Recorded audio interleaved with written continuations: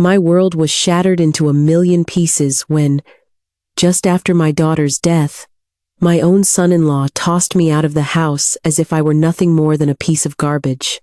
Before we continue, please subscribe to the channel and let us know where you're listening in the comments. While the will was being read, he had the audacity to sneer at me. "You won't get a single penny from your daughter's will. I'll make sure of that." But the lawyer, Mr. Finch, just offered a serene smile and said, "There is one final point, and it is the most important one." When he read it aloud, my son-in-law collapsed in a dead faint. "You will not believe what was written in that final clause. Finally, I can get some rest. Eleanor was so exhausting to care for these past few months." The words struck me with the force of a physical blow, drenching me in ice water. I stood there, frozen solid next to my daughter's casket, the funeral program trembling uncontrollably in my hands. Victor glanced at his phone again, his thumb scrolling through messages as if he hadn't just spoken of my deceased daughter, like she was a heavy burden he was relieved to finally set down. "Victor." My voice was a raw, cracking whisper against the frigid March air. "We just laid my daughter to rest. Could you please show a sliver of respect for her memory?" He lifted his gaze from his screen, a flash of pure irritation crossing his impeccably groomed face. The wind howled through the cemetery, scattering the pristine white lilies that Clara had so carefully placed on the neighboring graves. The other mourners, who had been slowly making their way to their cars, had fallen silent. Their conversations had ceased. They were all listening now. "Your daughter?" Victor's laugh was a sharp, bitter sound that seemed to desecrate the solemn air. "She was my wife, Margaret, and now everything that was hers is mine." The funeral program ripped in my clenched fist. My orderly, civil engineer's mind, a mind that always sought precision and logic, simply could not compute the venom I was hearing. This man had stood by Eleanor's side for 7 years. He had made a sacred vow to love her in sickness and in health. And yet here he was, not even 30 minutes after we had lowered her into the cold, unforgiving earth, speaking only of possessions and ownership. "What is the matter with you?" I whispered, the words carrying much further than I had intended on the biting wind. "Could you at least pretend to be sad?" Mark Jennings, Eleanor's business partner, had paused his walk. He stood a mere 20 feet away, his hand on his wife's arm. Both of them were staring at us, their faces masks of undisguised shock. Clara Davis was moving closer now, her own face pale with a deep and growing concern. Victor casually slipped his phone into the pocket of his designer suit. "Sad? Margaret, please. I've been meticulously planning my new life for months. Eleanor knew this marriage was over. We both did." "That's a lie." The words felt strangled as they escaped my throat. "She loved you, even when she had cancer?" He adjusted the lapel of his expensive black coat, the very one Eleanor had bought him for their anniversary last year. "The cancer was convenient. It gave me time to think, to make my plans. Now, I can finally start living again." Clara reached us just as Victor turned to head toward the parking lot. "Victor, please. This is neither the time nor the place." "Actually, Clara, this is the perfect time." Victor's expensive shoes clicked sharply against the concrete path. "I have spent the last 18 months of my life playing the part of the devoted husband. I am done with the performance." The few remaining guests had gathered in small, tight clusters, their whispers a low hum against the wind. Mrs. Gable from our church slowly shook her head, her disappointment palpable. The 3 young women from Eleanor's engineering team looked deeply uncomfortable, shuffling their feet and pointedly avoiding anyone's gaze. I watched Victor walk away, his stride full of a confidence and purpose that churned my stomach. He hadn't shed a single tear throughout the entire service. Not one. While I had barely been able to hold myself together as I read her eulogy, he had sat there in the front pew, repeatedly checking his watch and tapping his manicured nails against the dark wood of the bench. "Margaret?" Clara's gentle hand touched my shoulder. "Are you okay?" I couldn't form a response. My throat felt raw, scraped clean by a wave of disbelief and a building, righteous anger. The man Eleanor had entrusted with her life, her thriving business, her boundless love. He had been counting down the days until her death, planning his triumphant escape while she fought valiantly for every single breath. The wind picked up again, its mournful sound rattling the bare branches above us. Victor reached his sleek silver sports car, the one Eleanor had surprised him with for their 5th anniversary. He didn't look back, not even once, standing there beside my daughter's grave. I was left to wonder what Eleanor would think. If she could see him now, would she be heartbroken? Furious? Or had she, in her infinite wisdom, suspected the monstrous truth I was only just beginning to grasp? The expensive car pulled away smoothly, disappearing around the cemetery's curved road. I was alone now, with only Clara waiting patiently beside me and the distant figures of the groundskeepers, preparing to fill the empty space in the earth. My hands were still shaking as I looked down at Eleanor's photograph in the torn program. Her smile beamed back at me, so full of confidence and warmth, just the way she'd always been. It was the way she'd been even during those final, agonizing weeks, when she was making mysterious phone calls to Mr. Alistair Finch, and insisting that everything would be taken care of. Looking at Eleanor's bright face in that photograph, I felt something inside my chest crack open. It wasn't just grief this time, but something far deeper. It was pride, mingled with a desperate, aching longing for just one more conversation with my brilliant girl. The wind scattered more flower petals across the fresh grave dirt. I closed my eyes and let the memories wash over me. Eleanor, at just 8 years old, standing in our garage workshop with model airplane glue on her fingers and a fierce determination in her dark eyes. She had insisted on painting her planes in vibrant shades of teal and rose gold, instead of the realistic silver and gray the instruction manual suggested. "Mom, why do planes have to be boring colors?" she'd asked, holding up her dazzling teal fighter jet. "I want to make mine different. Special." Even then, she had refused to blindly follow conventional rules. While other kids built their models exactly as the box directed, Eleanor experimented. She would modify wing angles, adjust the landing gear, and invent her own unique color schemes. Half of her planes crashed spectacularly during their test flights, but the ones that flew, they were absolutely magnificent. I opened my eyes and looked at the photograph again. That same stubborn, beautiful creativity had made her a millionaire. A family dinner at Northwestern University in 2016. Eleanor, explaining her latest business idea while gesturing excitedly with her fork. Her father had passed away the year before, and these Sunday dinners had become a sacred ritual for the two of us. "I have an idea for an app that could help people organize their schedules better," she'd said, her eyes shining with possibility. "But not just another calendar, Mom. Something that learns your patterns, predicts what you need, and helps you make smarter decisions about your time." I had worried she was dreaming too big. "Honey, there are already so many scheduling apps out there, but none that think like we do," she'd insisted. She'd pulled out her phone, sketching out wireframes on a napkin. What if technology could actually make our lives simpler instead of more complicated? That app became TimeSync. Within 2 years, she had sold it for $12 million. But the memory that cut the deepest was from just 3 years ago. Eleanor had driven to my house in Evanston, arriving unannounced on a Tuesday evening with a bottle of champagne and news that would change everything. "Mom, I'm going to take care of you when you retire. You've worked hard enough your whole life." She'd pulled out her phone, showing me the latest valuation report for her new company, TechFlow Solutions. $70 million, Mom. Can you believe it? I couldn't.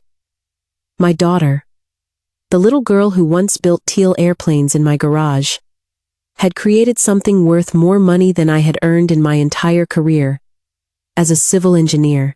Ellie, that's incredible, but I don't need— Yes, you do. Her voice had been firm, but so gentle. You've taken care of me my whole life. Let me return the favor.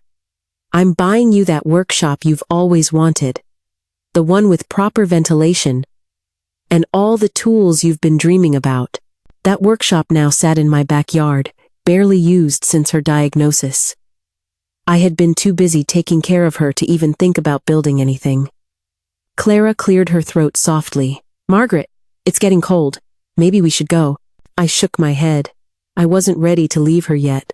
Not when these memories were all I had left of her voice, her infectious laugh, her absolute, unwavering certainty that everything would always work out for the best.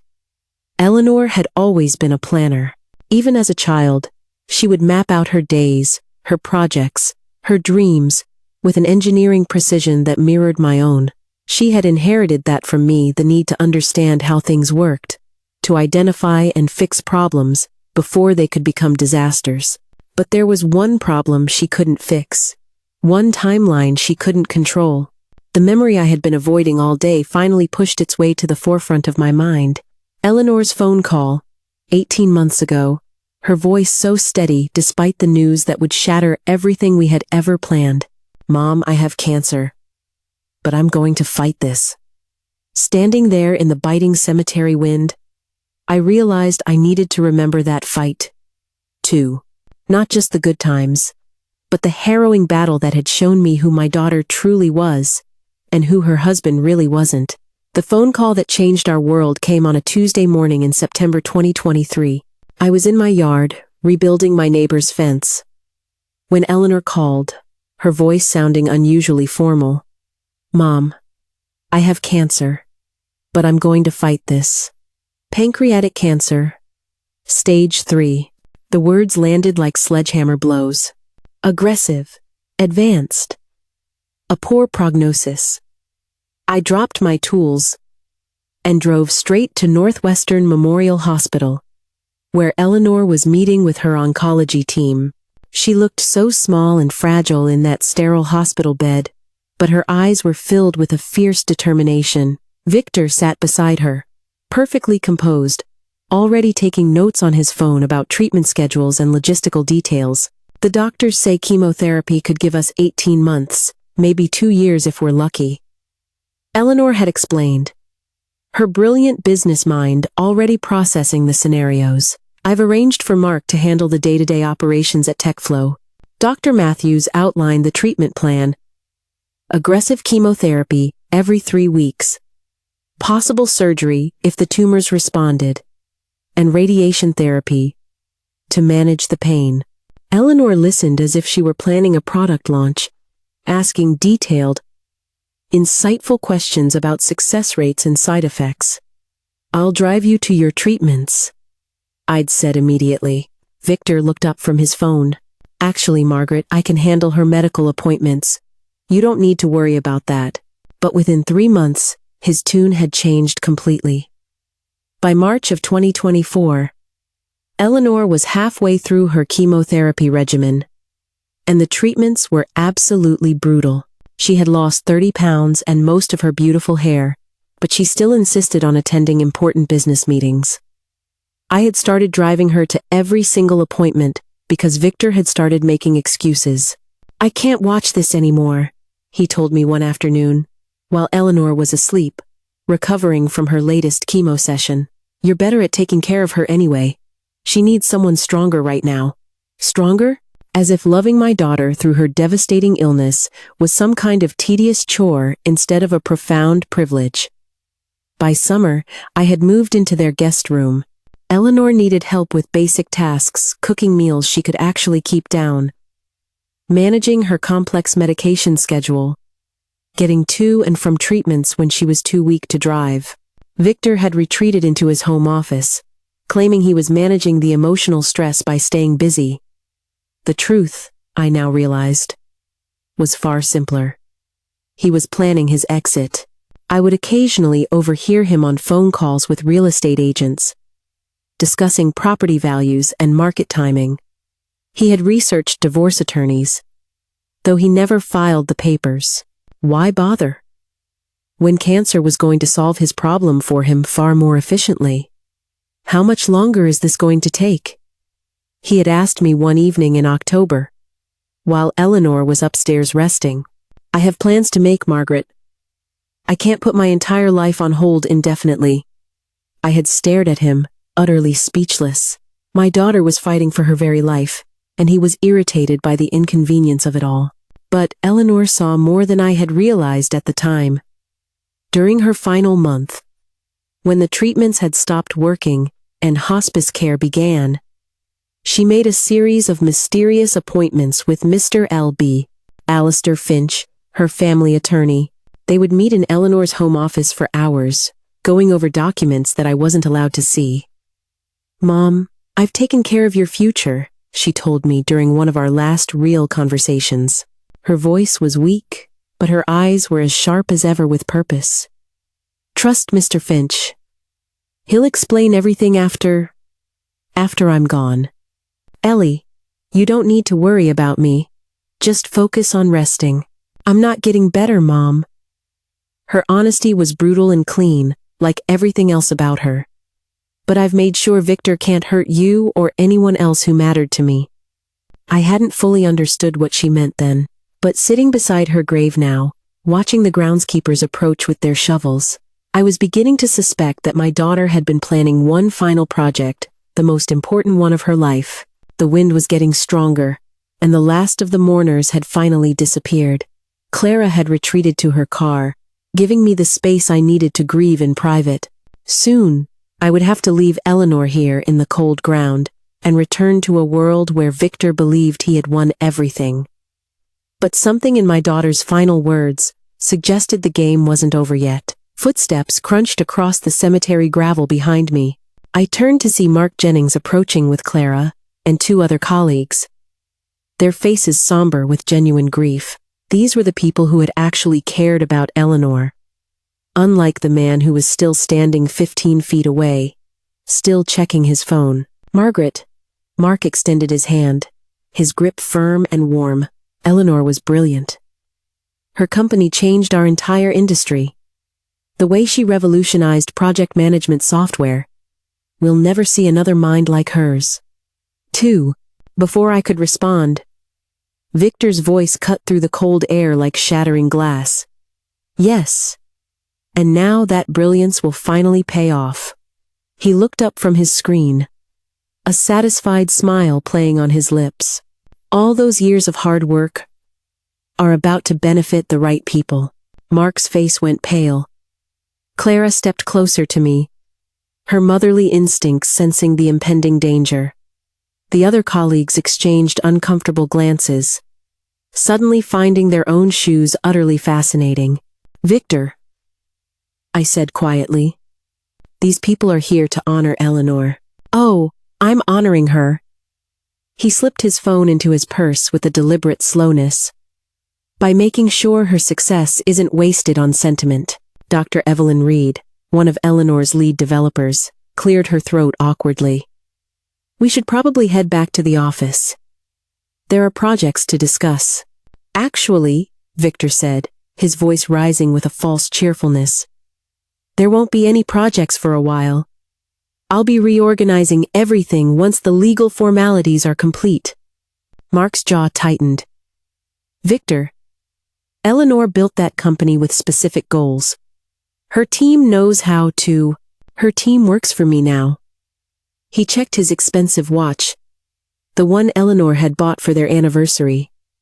"Everything works for me now." Clara discreetly pressed a small piece of folded paper into my palm. It was her phone number, written in careful script. "If you need anything," she whispered, "you can always call." I nodded gratefully, tucking the paper into my coat pocket. At least someone in this world still understood basic human decency. The remaining guests began their awkward departures, murmuring quick condolences before hurrying toward the parking area. Mrs. Gable shook her head as she passed Victor, disapproval etched across her weathered features. The young pastor who had conducted the service looked like he wanted to say something, then clearly thought better of it. Within 10 minutes, only Victor and I remained beside Eleanor's grave. The temperature was dropping as evening approached, and my breath came out in small white puffs. He seemed immune to the cold, energized by some internal fire I was only beginning to understand. "Margaret?" His tone shifted, becoming businesslike and sharp. "We need to discuss housing arrangements." Something ice-cold settled in my stomach. "What do you mean?" "I mean your living situation." He pulled out his car keys, jingling them impatiently. "We'll handle this at the house. There are some documents you need to see." The way he said documents made my engineering mind start calculating probabilities. None of them were good. Eleanor had been so careful about everything else. Had she somehow missed this one detail? Failed to protect me from her own husband? "Victor, I've lived in that house for 18 months, ever since Eleanor got sick." "Yes." His smile was as sharp as the winter wind. "And now Eleanor is gone." He turned and walked toward his silver sports car, his heels clicking against the concrete with mechanical precision. I watched his confident stride. The way he moved, like someone who had already won a game I didn't even know we were playing. Standing alone beside my daughter's grave, I felt the first real fear I'd experienced since her diagnosis. Eleanor had warned me to trust Mr. Finch. But Mr. Finch wasn't here. The only person who might have answers was walking away from me, toward a car that cost more than my annual pension. I looked down at Eleanor's photograph one last time, then folded the funeral program carefully and slipped it into my jacket pocket, right next to Clara's phone number. Whatever Victor had planned, I was about to find out. The 15-minute drive to Evanston passed in a suffocating, heavy silence. Victor drove with the radio off, his manicured fingers tapping a restless rhythm against the leather-wrapped steering wheel, in time with some internal countdown only he could hear.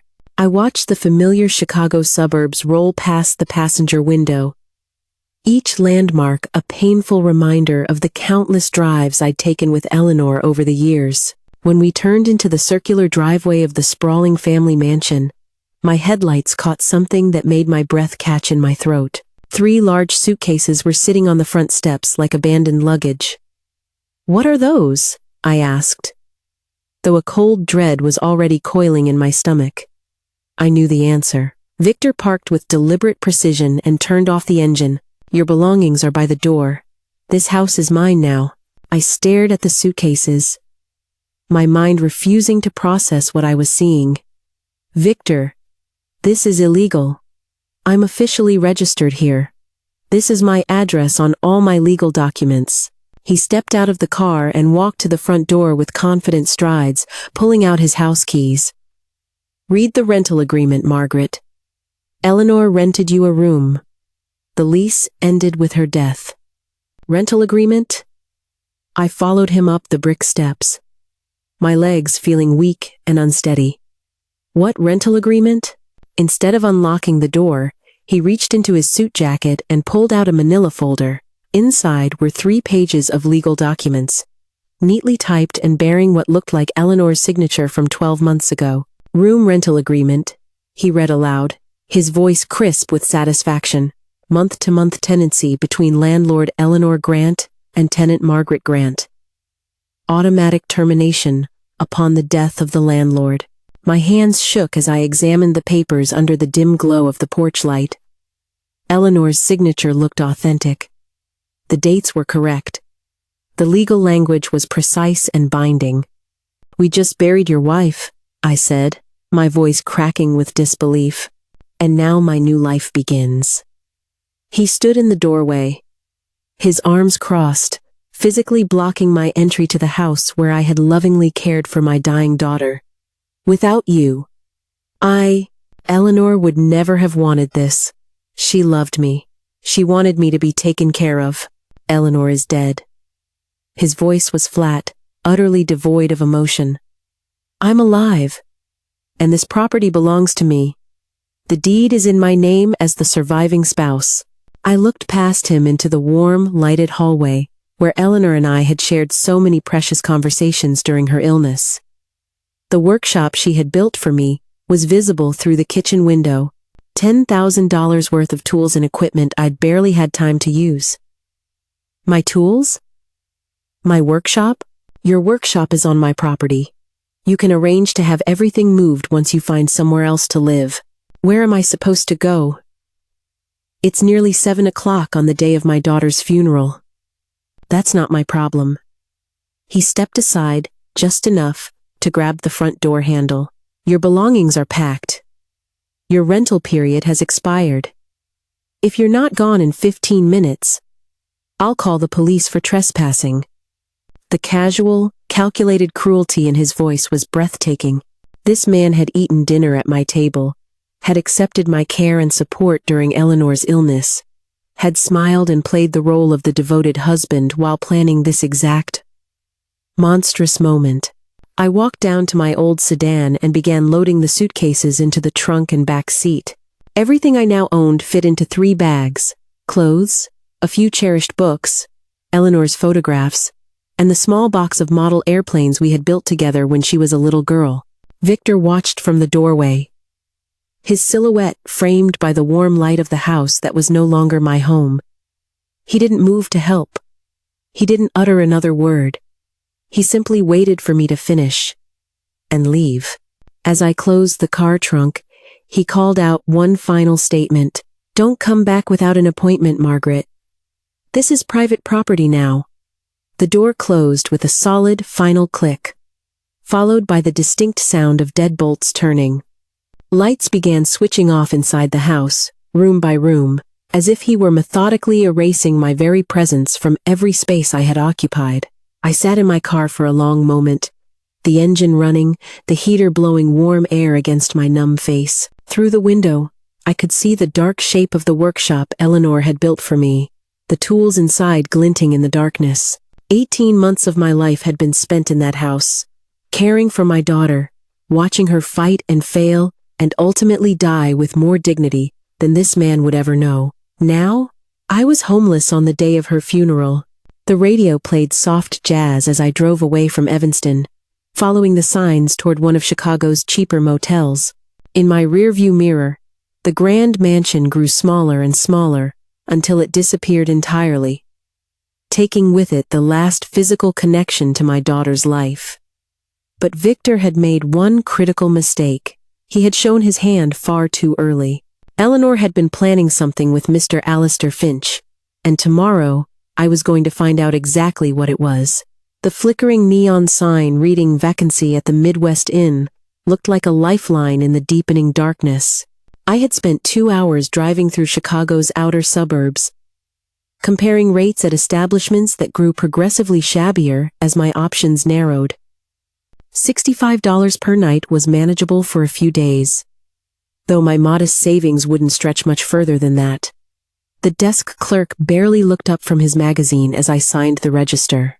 Room 127 was at the far end of the parking lot, wedged between a noisy ice machine and a stairwell that reeked of stale cigarettes and industrial disinfectant. Inside, the room felt like stepping backward in time.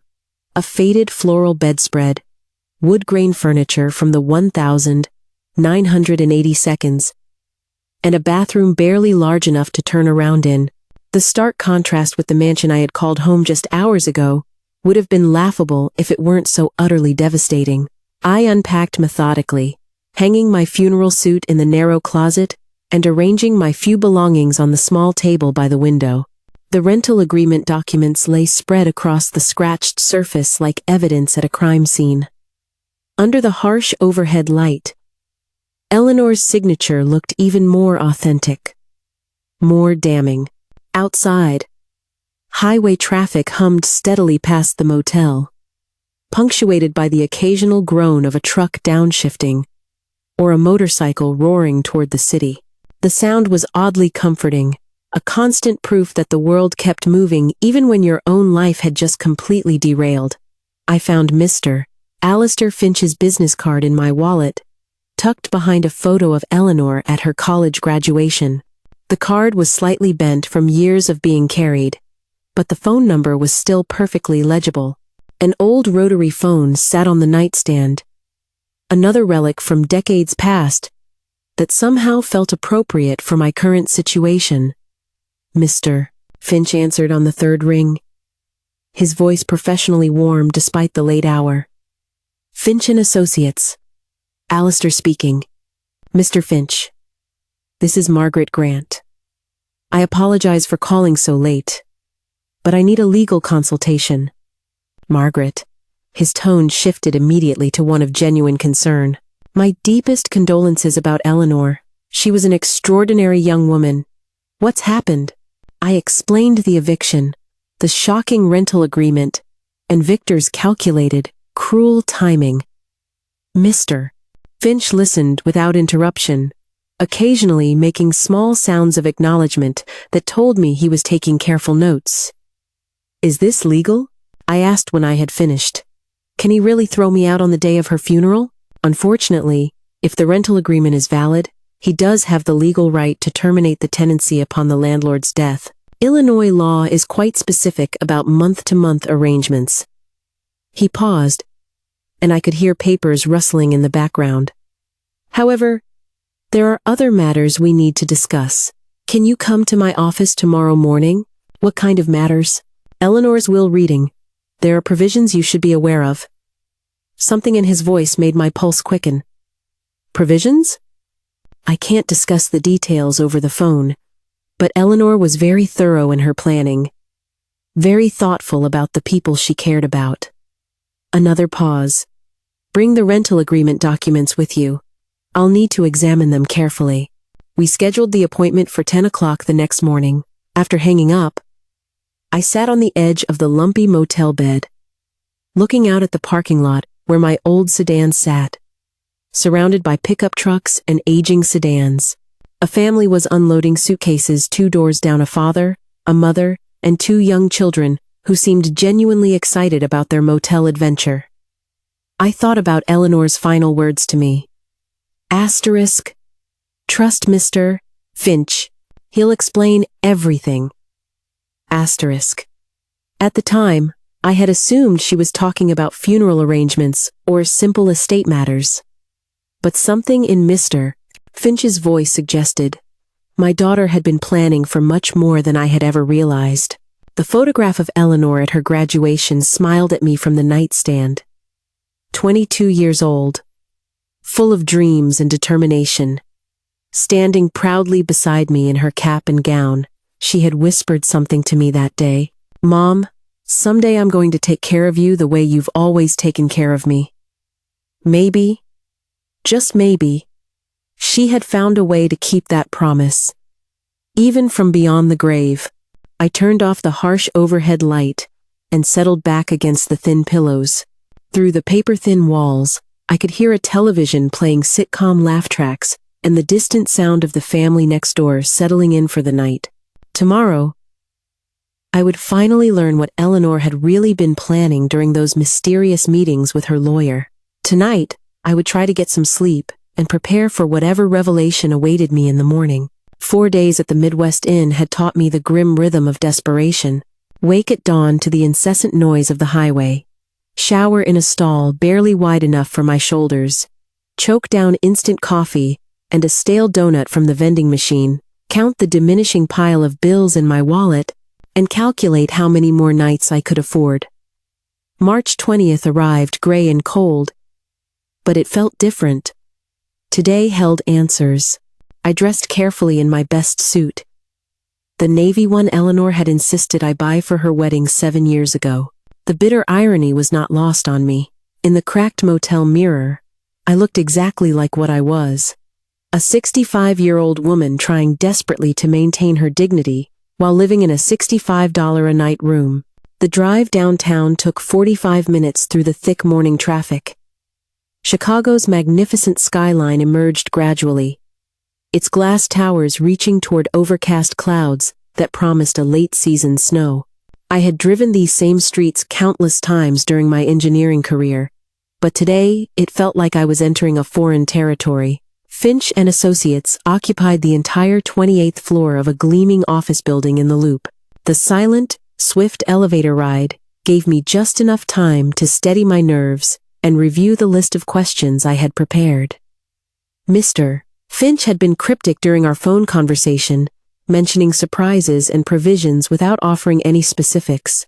The reception area whispered of expensive legal services, mahogany furniture, original artwork on the walls, and a breathtaking view of Lake Michigan that probably cost more per month than my entire pension. The receptionist, a professional woman in her 30s, smiled warmly when I announced myself. Mrs. Grant, Mr. Finch is expecting you. Conference room B. Alistair Finch rose from behind a long table covered with stacks of legal documents when I entered. He was younger than I had expected. Maybe 55. With graying temples and the confident handshake of someone accustomed to handling other people's crises. Margaret, thank you for coming. His voice carried a genuine warmth beneath its professional tone. Please, sit. Coffee? Thank you. I settled into a leather chair that likely cost more than my monthly rent used to. Mr. Finch, I need to understand my situation. Victor has made it abundantly clear that he considers me an obstacle to be removed. He poured coffee from a silver service, his movements deliberate and calming. Eleanor left a very detailed will. There will be surprises. What kind of surprises? Victor claims that everything belongs to him as the surviving spouse. Eleanor anticipated various scenarios. Mr. Finch's smile was slight, but deeply encouraging. Trust the process, Margaret. Your daughter was extraordinarily thorough. I pulled out the rental agreement documents Victor had produced. What about this? Can he really evict me based on Eleanor being my landlord? Mr. Finch examined the papers carefully, his expression revealing nothing. The rental agreement appears to be legitimate. However, inheritance law is complex. There are protections for family members that can supersede simple landlord-tenant relationships. What about the house? Can I return? Stay at the motel for now. His tone was firm but reassuring. Everything will become clear very soon. I have scheduled the formal will reading for this Friday at 2 o'clock. All parties will be present. All parties? You, Victor, and any witnesses Eleanor specified. Mark Jennings from the company. Clara Davis as a family representative. He made a few notes on a legal pad. The reading will be recorded for legal purposes. A wave of relief mixed with anxiety washed over me. Mr. Finch, I appreciate your help, but I have to ask about your fees. My resources are limited.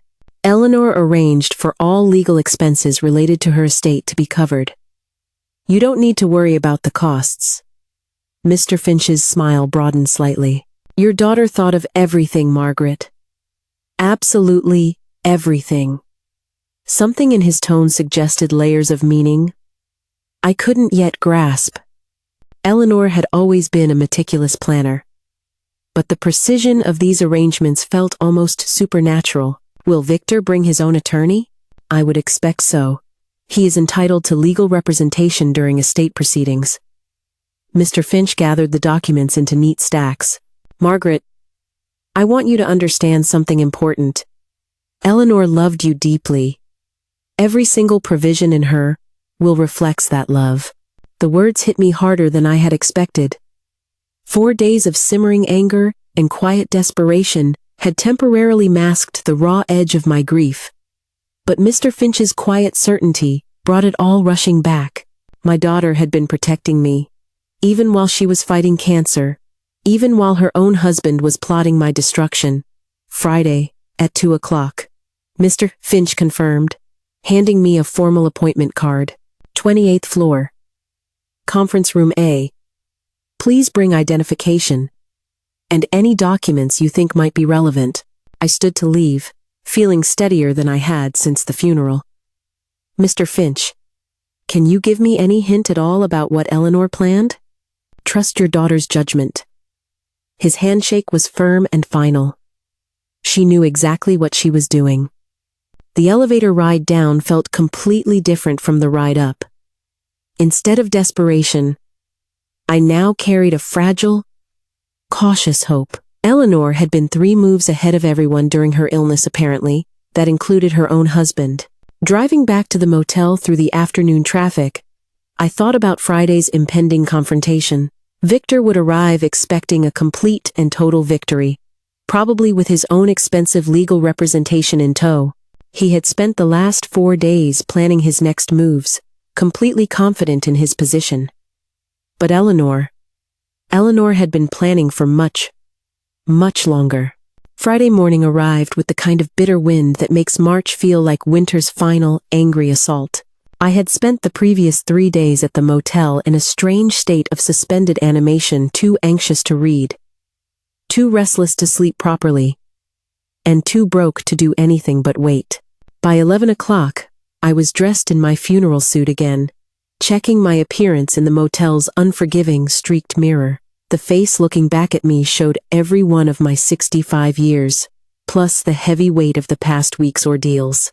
But my eyes held something they hadn't since Eleanor's diagnosis. Purpose. The drive downtown felt different this time. Instead of being propelled by desperation, I was moving toward answers. Whatever Eleanor had planned, today would reveal her final project. And I suspected it would be her masterpiece.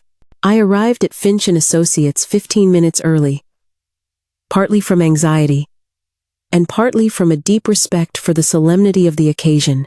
The same receptionist greeted me with professional sympathy, directing me to Conference Room A. It was larger than the room where Mr. Finch and I had met, with a panoramic view of the entire downtown area. Mr. Finch was already there, surrounded by towering stacks of legal documents and what appeared to be audio recording equipment. His manner was calm, but intensely alert, like a surgeon preparing for a complex and delicate operation. "Margaret, right on time." He gestured to a chair across from the head of the table. "The others should be arriving shortly." The others turned out to be a parade of people whose reactions would define the afternoon. Mark Jennings arrived first, looking deeply uncomfortable in a suit that suggested he'd rather be debugging code than attending legal proceedings. Clara Davis followed, carrying a small purse and wearing the expression of someone bracing for family drama. Then came Victor. He swept into the conference room like a man attending his own coronation.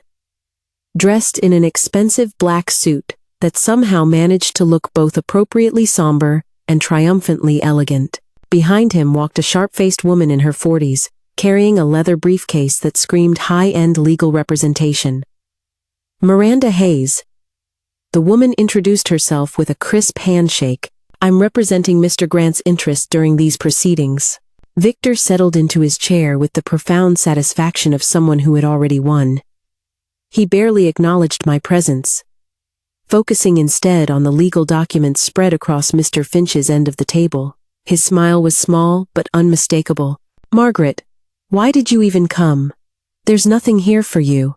The words were delivered with a casual cruelty, loud enough for everyone in the room to hear. Miranda Hayes put a restraining hand on her client's arm, but the damage was done. Mark shifted uncomfortably in his chair. Clara's face hardened with disapproval. "I'm here by my legal right as Eleanor's mother," I replied quietly. "Legal right to what? You've been living in my house as a tenant. That arrangement ended with my wife's death." Victor's voice carried an absolute, unshakable certainty. "Miranda has reviewed all the documentation. Everything belongs to me as the surviving spouse." Mr. Finch cleared his throat, commanding the room's attention with his professional authority. "Please, everyone, let's remain calm. Eleanor's will is very specific about all distributions. Let us proceed with the proper formality." Miranda Hayes opened her briefcase, extracting legal pads and what appeared to be prepared challenges. "My client expects to receive the entire inheritance as the legal husband.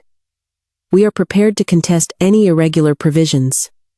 "Noted," Mr. Finch said simply. He activated the recording equipment with a soft click.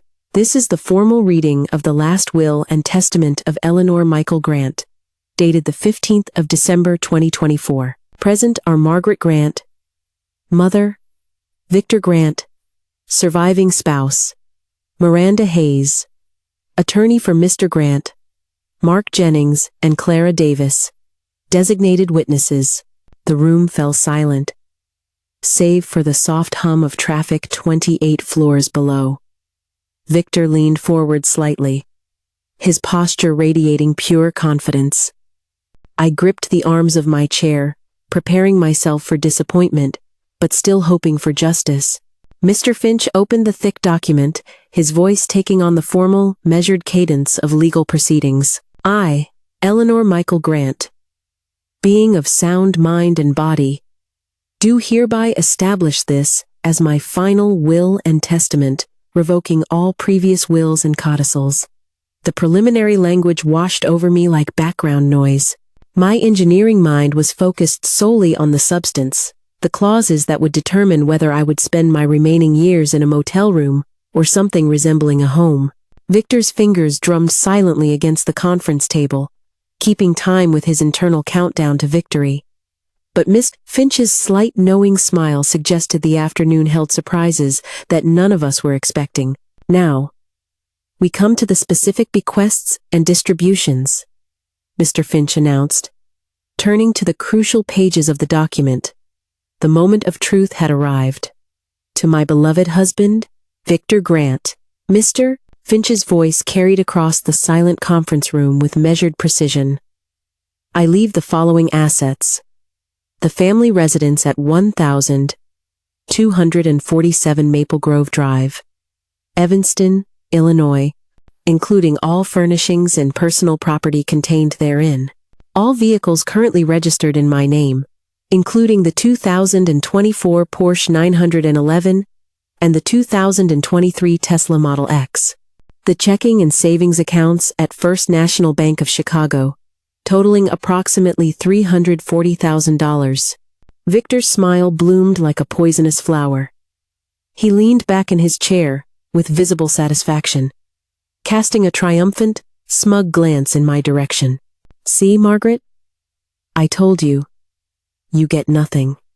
Miranda Hayes was taking careful notes, but her expression suggested routine satisfaction rather than surprise. Mark Jennings stared down at his hands, likely calculating the business implications of Victor's inheritance. Clara Davis watched me with deep concern, clearly expecting me to be devastated. Mr. Finch continued reading without acknowledging Victor's interruption.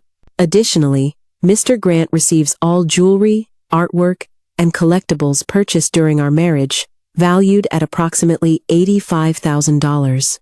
Mr. Finch, Victor said with a false sweetness, I think we've covered everything important. Margaret can see that Eleanor was very clear about her intentions. Actually, Mr. Finch replied calmly, we have only covered the preliminary distributions. There are additional bequests. He turned the page with a deliberate, almost theatrical slowness. To my mother, Margaret Grant, who sacrificed 18 months of her retirement to care for me during my illness. My heart stopped. Eleanor had remembered. Even while she was dying, she had protected me. I leave 50% ownership of TechFlow Solutions, including all shares, voting rights, and dividend distributions. This represents approximately $35 million in current market valuation. The silence that followed was so profound it was almost deafening. The color drained from Victor's face, as if someone had opened a valve. Miranda Hayes's pen froze halfway through a note. Mark Jennings's head snapped up, his expression one of shock, and something that looked very much like relief. What? Victor's voice cracked like breaking glass. That's impossible. I'm her husband. Everything should belong to me. Mr. Finch continued reading as if he hadn't spoken. Additionally, Mrs. Margaret Grant receives the workshop and all tools constructed for her use, to be relocated to a property of her choosing. All model aircraft collections built together during Eleanor's childhood. and the sum of $150,000 from the Memorial Education Fund. I couldn't breathe. 50% of Eleanor's company. $35 million. The workshop she had built for my retirement. After a week of homelessness and utter desperation, my daughter had given me a level of security beyond anything I could have ever dreamed. This is fraud. Victor shot to his feet, his carefully composed facade shattering into a million pieces. I'll challenge this decision. You orchestrated this. You scheming old woman. Victor. I managed to say through my own shock, this is legal. Eleanor had the right to distribute her assets however she chose. Legal? His laugh was a sharp, bitter bark. You think I'll let you steal half of what belongs to me? He turned to his lawyer. Miranda, tell them this is contestable. Miranda Hayes was frantically reviewing her notes, clearly recalculating her entire strategy. There may be grounds for an undue influence claim, but nothing. Victor's voice rose to a near shout. Eleanor was sick. She was dying. Her judgment was compromised. This old woman took advantage of her condition. Mark Jennings finally spoke, his voice quiet but firm. Victor, I was present during several of Eleanor's business meetings, right up until the end. Her mind was completely clear. She knew exactly what she was doing. You're all conspirators. Victor whirled to face Mr. Finch. How much did Margaret pay you to write this fiction? Mr. Finch's voice remained professionally calm, despite the outrageous accusations. Mr. Grant, I understand your disappointment, but these distributions were entirely Eleanor's decision. She spent considerable time ensuring every detail was legally sound. Victor turned back to me, his eyes blazing with a fury that made his previous cruelty look mild by comparison. You think you've won something, old woman? I will take everything from you. Every penny, every share, every single tool in that workshop. By the time my lawyers are finished with you, you'll be living in that motel for the rest of your miserable life. Clara Ellis reached across the table and squeezed my hand gently. Eleanor loved you very much, she whispered. But Mr. Finch was organizing his papers with the careful attention of someone whose work was not yet finished. Mr. Grant, please sit down. We haven't completed the reading. What else could there possibly be?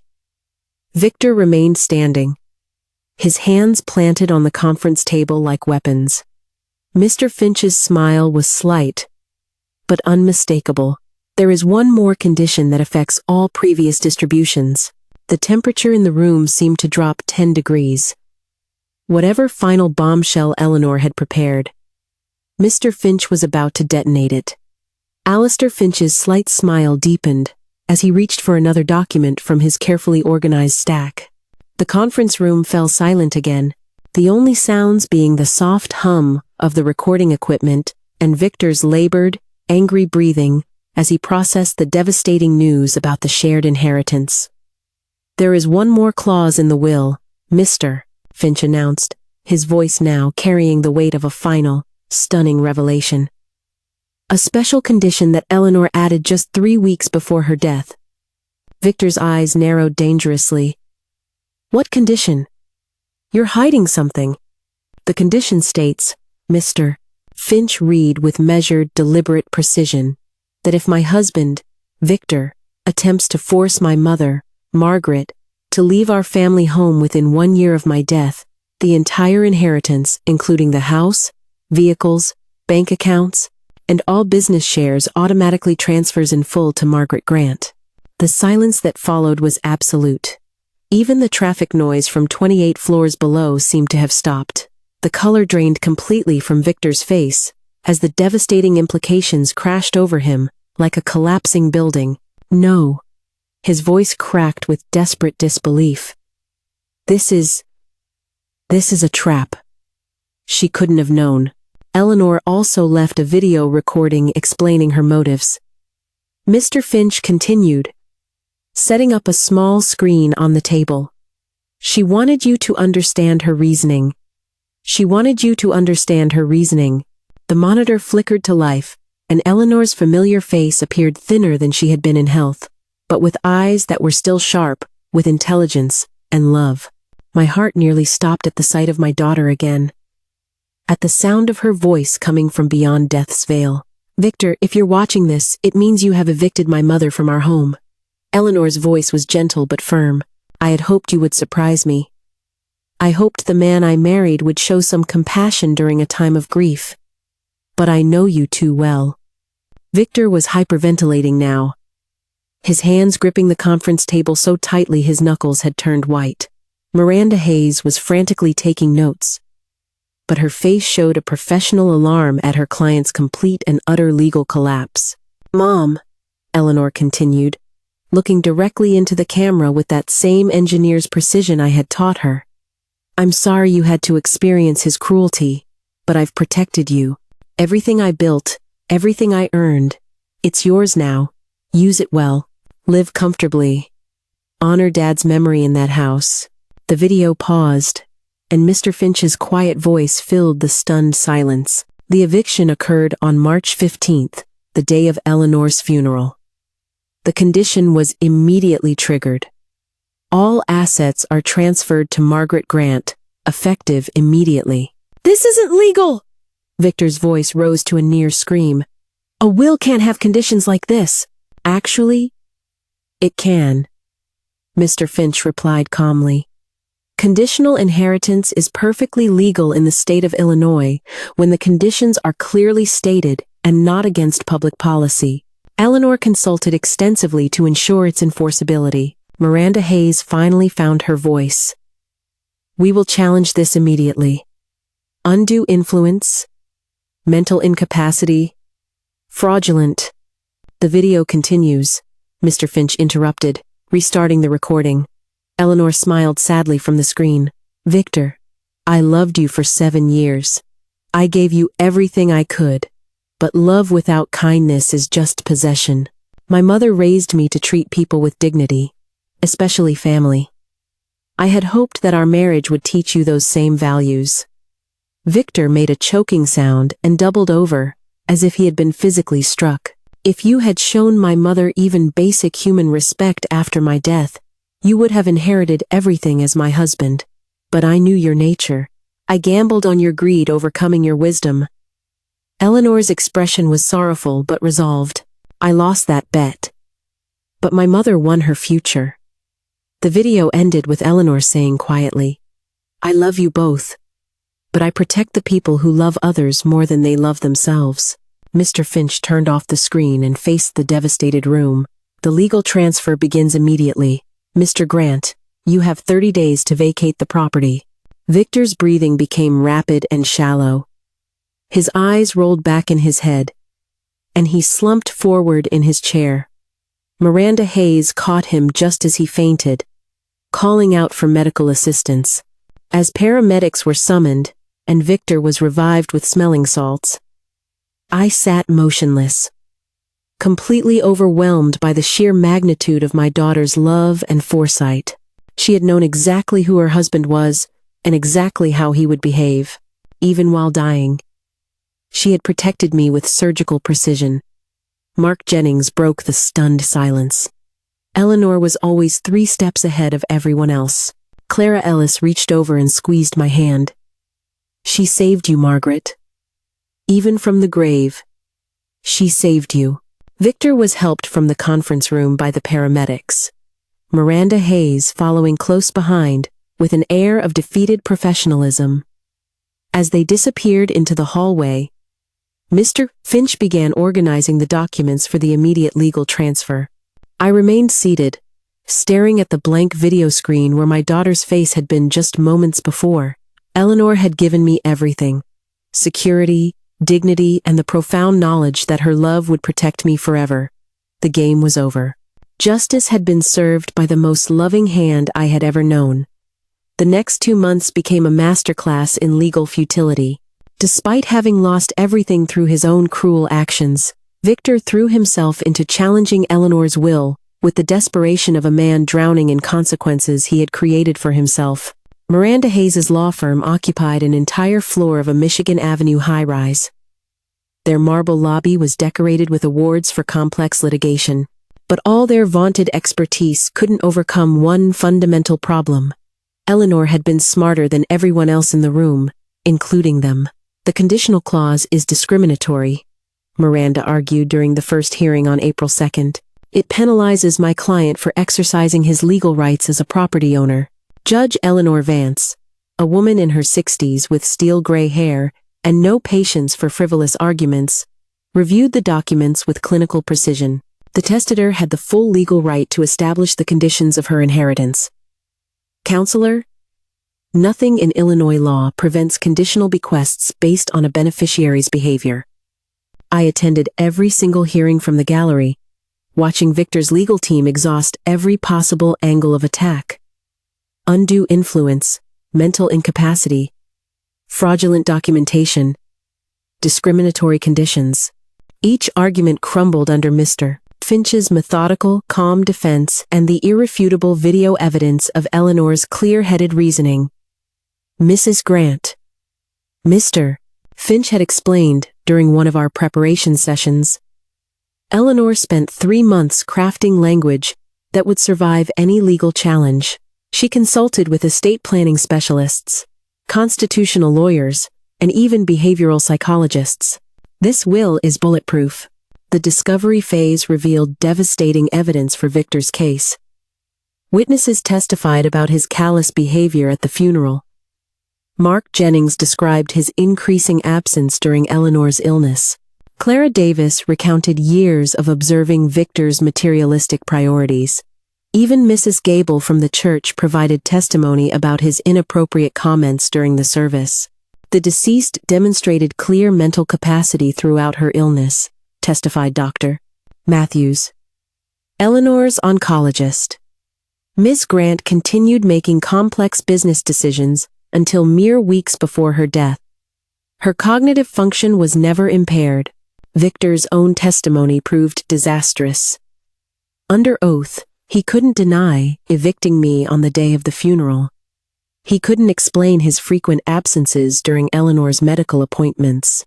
Most damaging of all, he admitted to spending inheritance money on his legal fees before the will was even probated. So, you accessed the estate accounts immediately after your wife's death? Mr. Finch asked during his cross-examination. I had bills to pay, Victor snapped, his carefully coached composure finally cracking. The funeral expenses, legal consultations, including retainer fees for challenging the very will you assumed would give you everything? Miranda Hayes's objection was sustained, but the damage was done. Victor had revealed exactly the greedy, entitled attitude Eleanor had predicted, and so brilliantly protected me against. By early May, even Miranda Hayes was advising a settlement. Margaret, this isn't over, Victor declared after another failed motion. I'll find another way to fight this. But his financial resources were depleting as quickly as his legal options. The expensive law firm required substantial retainers. Expert witnesses cost thousands of dollars per day. Meanwhile, Mr. Finch's fees were being covered by the estate, giving us virtually unlimited legal firepower. The final hearing on May 15th lasted only 30 minutes. Judge Vance had reached her decision based on the overwhelming evidence of Eleanor's mental capacity, the will's legal validity, and Victor's clear triggering of the conditional clause. The testator created a legal document expressing her clear intentions regarding asset distribution. Judge Vance announced, the conditional inheritance clause was properly executed when the surviving spouse evicted the testator's mother from the family residence. All challenges are denied. Costs are awarded against the petitioner. Note: Victor's shoulders sagged as the gavel fell. 2 months of expensive legal warfare had ended exactly where Eleanor's video had predicted, with him losing everything because of his own choices. Mr. Finch and I stood in the courthouse hallway afterward, watching Victor and Miranda Hayes disappear toward the elevators. He moved with the defeated posture of a man who had finally understood the true price of cruelty. Your daughter was extraordinary, Mr. Finch said quietly. In 30 years of estate law, I have never seen planning this thorough. Eleanor always finished what she started, I replied, thinking of all the model airplanes we had built together, all the projects she had completed with such engineering precision. This had been her final project, ensuring justice through love, protection through wisdom, and consequences through choice. Even death couldn't stop Eleanor from taking care of the people who mattered to her. Justice had been served not through revenge, but through the simple truth that actions have consequences, and love protects those who deserve protection. June 1st dawned clear and warm. The kind of perfect Chicago morning that promises summer is finally on its way. I stood on the front steps of the sprawling mansion, holding the same set of keys Eleanor had given me 18 months earlier when I had first moved in to care for her. This time, though, I wasn't a guest or a tenant. I was home. The lock turned smoothly, and the front door opened onto the same hallway where Victor had stood, blocking my entry just 2.5 months ago. Now the house felt different. Not because anything had changed physically, but because love and justice had reclaimed it from greed and cruelty. Victor had moved out the previous week with a surprising amount of dignity. Our final conversation had been brief but civil. "You won, Margaret," he had said while packing a box of his designer shoes. "No, Victor. Eleanor won. But she won't come back," he'd replied. "You're right," I'd said. "But her love and her wisdom live on." He had nodded slowly, perhaps finally understanding that this had never been about winning or losing, but about consequences and character. I had even helped him carry a few suitcases to his car, because Eleanor had raised me to treat people with dignity, regardless of how they had treated me. The house felt peaceful now, filled with warm memories of Eleanor's childhood and her incredible achievements, rather than the heavy tension of her final months. I had kept her home office exactly as she had left it, and that's where I was sitting when Mark Jennings called to discuss our first official business meeting. "Margaret, I know you never planned to run a technology company," Mark said over the phone, "but Eleanor left detailed strategic plans for the next 5 years. With your oversight and my operations management, we can build something truly worthy of her vision." "What did you have in mind?" "Expansion into educational software." Eleanor believed technology should help people learn and grow, not just organize their schedules. We could create learning platforms for engineering students, maybe partner with Northwestern University. The conversation continued for an hour, covering growth projections, hiring plans, and Eleanor's detailed notes about corporate social responsibility. My daughter had built more than just a business. She had created a platform for positive change. As the majority owner, I could ensure that her platform served purposes far beyond mere profit. "Mark, I want to establish something else," I said as our call concluded. "The Eleanor Grant Memorial Scholarship Fund. Full rides for engineering students from working-class families. Kids who have the brains but not the bank accounts. Eleanor would love that idea." After hanging up, I walked through the house, reacquainting myself with rooms that held decades of our family's history. In the workshop Eleanor had built for my retirement, I found a half-finished model airplane, a P-51 Mustang we had started together during one of her better days. I sat at the workbench and picked up the tiny brushes, painting the wings the same vibrant teal Eleanor had chosen for her childhood planes. Clara Davis visited that evening, bringing a casserole in the kind of practical, comforting way that family provides during life's major transitions. "How are you adjusting to all of this?" she asked, settling into Eleanor's favorite chair with a cup of tea. "It's overwhelming sometimes," I admitted. "The money, the business, the responsibility. But I keep hearing Eleanor's voice, telling me to use it well." "She planned everything perfectly, didn't she?" "Better than perfect," I said. "She knew Victor would reveal his true nature, and she protected me from it. Even while she was dying, she was taking care of her old mom." Clara smiled sadly. "That girl loved you more than her own life." Later that night, I sat in Eleanor's office, reviewing the scholarship fund paperwork Mr. Finch had prepared. The program would provide full tuition, living expenses, and mentorship for 20 students per year. In 10 years, we would have helped 200 bright young kids achieve their dreams. The phone rang just as I was closing the files. The caller ID showed Northwestern University. Mrs. Grant, this is Professor Evelyn Reed. I wanted to personally thank you for establishing the Memorial Scholarship Fund. The first recipient is a young woman from the South Side whose father works 3 jobs to support their family. She reminds me so much of Eleanor, brilliant, determined, and focused on using engineering to help people. After the call ended, I sat quietly in the gathering dusk, looking at Eleanor's photograph on the desk. At 22, she had been full of dreams about changing the world through technology. Now, even after her death, she was making those dreams possible for others. Outside, Evanston settled into a peaceful evening quiet. The house felt alive with purpose, rather than empty with grief. Victor's cruelty had been transformed into an opportunity for deserving young people. I picked up the tiny P-51 Mustang model and painted one more rose gold stripe across its wing.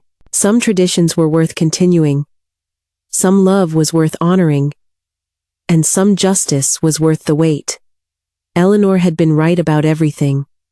As usual, love protects, wisdom prevails, and sometimes, if you plan carefully enough, you can take care of the people you love, even after you're gone. The old workshop hummed quietly around me as I worked, and I could almost hear my daughter's voice. Asterisk. Looking good, Mom. But maybe try a little more teal. On the tail section. Asterisk. If you like this story, please like this video, subscribe to the channel, and share your impressions of this story in the comments. To listen to the next story, click on the box on the left. Thank you for watching.